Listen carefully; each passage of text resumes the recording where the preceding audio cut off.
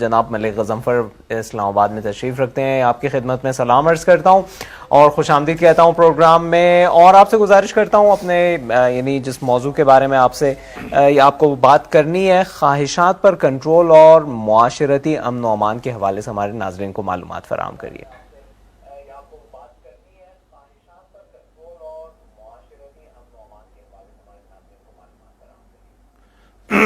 بسم اللہ الرحمن الرحیم. وعلیکم السلام. آپ کا بھی بہت بہت شکریہ, اور آپ کو سب کو میری طرف سے رمضان کی مبارک. انشاءاللہ آپ کو گزارش یہ ہے کہ خواہشات پر کنٹرول اور معاشرتی امن و امان, یہ دونوں ایک دوسرے کے ساتھ بالکل اس طرح ہیں جس طرح یہ کہا جاتا ہے چولی دامن کا ساتھ ہے. اب خدا نے دین اسلام, جس کو کہ خدا دین فطرت بھی کہتا ہے, یہ دینے کا جو بنیادی مقصد ہے وہ ہے ہی یہی کہ انسان اپنے ایک خاص دائرہ کار میں رہتے ہوئے زندگی کے اسلوب اختیار کرے, جس سے کہ اس کی جو عادات ہوں گی, اس کے جو اطوار ہوں گے, اس کا جو کردار ہوگا, اس کی جو اقدار ہوں گی, اس کے اثرات اس کے ساتھ والوں پر کس طرح کے پڑتے ہیں.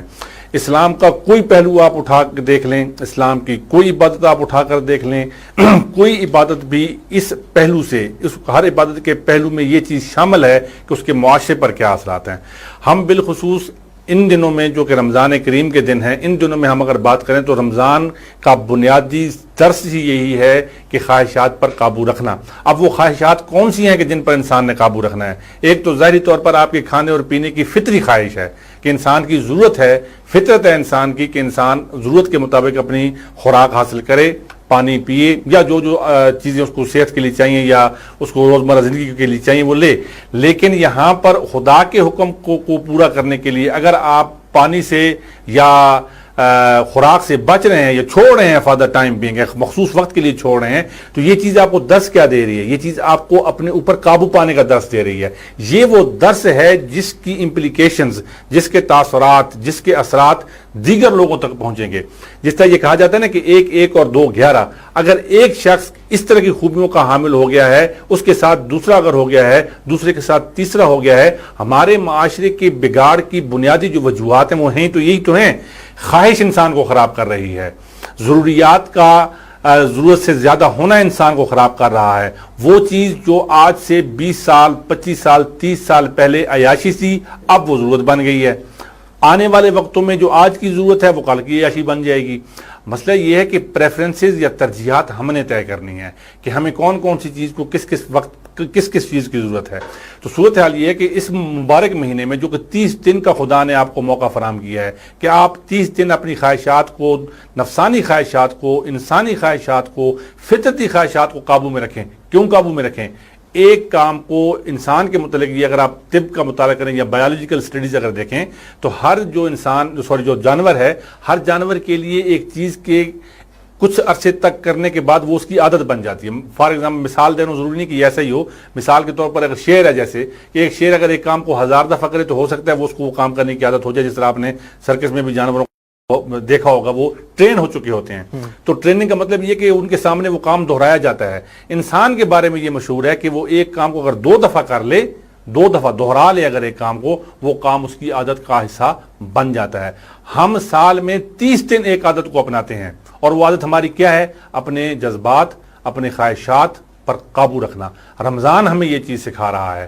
جب ہم اپنی فطری خواہشات کو قابو کر سکتے ہیں تو چاہے جائے کہ وہ معاملہ جن کا تعلق دوسرے لوگوں کے ساتھ ہے, لین دین کے ساتھ ہے, جس سے بگاڑ پیدا ہوتے ہیں, جس سے انتشار پیدا ہوتا ہے, جس سے خلفشار پیدا ہوتا ہے, جس سے فساد پیدا ہوتے ہیں, جب ہم اپنی ذاتی خواہشات, اپنی فطری خواہشات اللہ کے لیے کنٹرول کر سکتے ہیں تو ہمیں جو ہماری معاشرتی خواہشات ہیں اگر ان پر بھی ہم قابو پا لیں تو معاشرتی امن ایک ایسی اچیومنٹ ہو جائے گی جو ہر انسان کے حصے میں آئے گی. اور ہم اپنے ساتھیوں سے پوچھنا چاہیں گے وقت کتنا ہے تاکہ اسی حساب سے ہم اگلا سوال پوچھیں یا نہ پوچھیں. تو بہرحال ملک غضنفر صاحب, ایک سوال یہاں پہ پیش آتا ہے, وہ یہ ہے کہ بالفرض ہم نے اپنے خواہشات پہ قابو کر لیا اس ماہ مبارک رمضان میں, پورے طور سے ہم یعنی یہ سیکھ لیا کہ ہمیں اپنے خواہشات پہ قابو کرنا چاہیے, یہ سب ہے. کیا اس کو اسی 30 دن تک ہمیں محدود کرنا چاہیے یا نہیں؟ ایک تو آپ نے کہا کہ عادت بن جاتی ہے, لیکن عادت چھوٹتی بھی تو بہت تیزی سے ہے.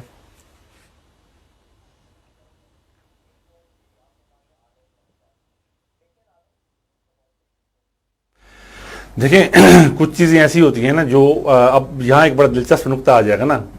آپ اگر عبادت کو عادت بنا لیں تو ایک اور بات ہے, فرق صرف نقطے کا آ جائے گا کہ اگر آپ کی عبادت کے نیچے سے نقطہ نکال دیں تو وہ عادت بن جائے گی, تو وہ کیسی عادت ہے, اور جو عبادت کے ساتھ عادت ہوگی وہ کیسی عادت ہوگی. تو روٹین عادت تبدیل ہوتی ہے, اس میں کوئی شک نہیں ہے, لیکن دیکھیں اچھائی سے برائی کی طرف آنا بھی ایک تبدیلی ہے اور برائی سے اچھائی کی طرف آنا بھی ایک تبدیلی ہے. اب کنسسٹنسی جو ہے, مستقل مزاجی جو ہے, وہ تو انسان کو خدا نے توفیق دینی ہے اس چیز کی نا. اگر ایک انسان اچھی عادت کا شکار ہو گیا ہے اس کا مطلب یہ ہے کہ وہ اس عادت کو اپنا شعار بنا لے, وہ اس عادت کو اپنا ایٹریبیوٹ بنا لے, اپنی خصلت بنا لے, وہ اس کی پہچان بن جائے. کردار جو ہے یا پہچان جو ہے کردار کی وہ یہی ہے کہ ایک شخص کی وہ ایک ایسی خوبی جس کے بارے میں لوگ یہ کہیں کہ یار یہ بندہ باقی معاملات میں چلیں ایسا ہے ویسا ہے, لیکن ایک بات ہے کہ یہ کردار کا پکا ہے. اب کردار کے پکے سے مراد کیا ہوگی کہ فار ایگزامپل وہ جھوٹ نہیں بولتا, چلیں یار اس بندے میں یہ ہے کہ لین دین میں تھوڑا سا کمی بیشی کر لے لیکن یہ جھوٹ کبھی نہیں بولتا, یہ اس کا کردار ہے. اب بات یہ ہے کہ عادت جب آپ نے ایک دفعہ اپنا لی, اس لیے تو دیکھیں نا 5 وقت کی نمازوں میں بار بار ایک طرح کی التجا خدا سے کرنا, اہدنا الصراط المستقیم, کیوں کی جا رہی ہے؟ تاکہ بار بار کرنے کا مقصد یہی ہے کہ ہم جس حد تک اس صراط مستقیم کا حصہ بن سکیں, جتنا ہم اس صراط مستقیم کے قریب ہوتے چلے جائیں اتنا ہمیں بہتر. بار بار کہنے کا مطلب کیا ہے؟ ریپیٹیشن, ری ایٹیریشن, یہ وہ چیزیں ہوتی ہیں جو انسان پر اثر کرتی ہیں. پانی کا قطرہ دنیا کی نرم ترین چیز ہے اور پتھر سخت ترین چیز ہے. اگر ایک پانی کا قطرہ بار بار پتھر پر پڑتا رہے, اس میں اگر وہ سوراخ کر سکتا ہے, تو ایک انسان اگر ذکر خدا میں یا خدا کے لیے اپنی خواہشات کو قابو کرتا تو کیا وہ اس کا مستقل حصہ نہیں بن سکتی؟ یقیناً بن سکتی ہیں. جو اس کا فلسفہ ہے وہ یہ ہے کہ آپ کو جو راہ آپ نے اختیار کر لی ہے, خدا سے توفیقات مانگیں, خدا سے فضل مانگیں, خدا سے رحمت مانگیں, اس کا فضل شامل حال رہا ہے تو وہ عادت آپ کی ہمیشہ پرماننٹ رہے گی, وہ کبھی ختم نہیں ہوگی. بہت بہت شکریہ, بہت بہت شکریہ جناب ملک غضنفر صاحب. آپ شاعر بھی ہیں اور اردو میں آپ نے مہارت حاصل کی ہے, اردو زبان میں. آپ کا بہت بہت شکریہ ادا کرتا ہوں, اور ناظرین انشاءاللہ کہ جناب ملک غضنفر صاحب کی گفتگو آپ لوگوں کو بھی پسند آئی ہوگی.